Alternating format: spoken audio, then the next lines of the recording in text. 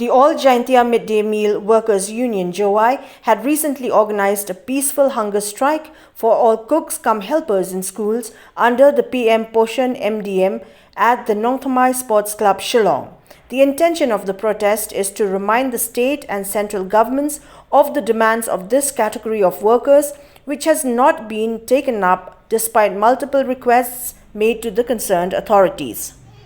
Some of the demands of the union include the enhancement of the monthly honorarium from Rs 900 to Rs 4,000 and from Rs 100 to Rs 1,000, adding up to a total of Rs 5,000 per month instead of Rs 1,000 a month. The demand for payment of honorarium to the workers before the 10th day of every new month, to pay the workers for all 12 months instead of 10 months only, the provision of LPG cylinders to all schools where the midday meal scheme is operational, the pension scheme for all midday meal cooks and helpers, and the inclusion of this labor class into the family of Antyodaya Anna Yojana ration. Kibadang yo iya ka jong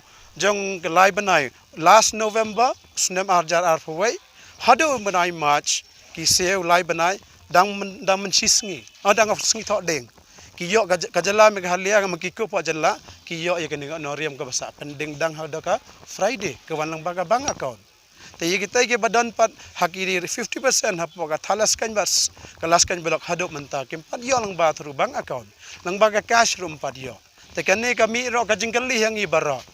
balai sano kani ka 10 crore corpus fund ba phila ai da ka jing tho ka state ga asa union government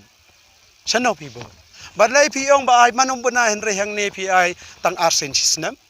pensa ya ka pending dius ka ba ar benai lai benai do saw benai kata ka dai ka jinggali ka bangi baro mentangin pa ka kai ka daw kai ka don ka ne chalandat kini baro nado menta ka sngihi ngindang song hangli ngindang song sa thangan te ladangim yo yak la ka sarkar nado Narendra Modi prime minister jongi ubala yo ya ka representation hakti katkum ka jingtep ka jongi lamba governor Latakim le lom trikam tekamon ngimban se baban khang no ya kanika PM POSHAN scheme nagajala meghalia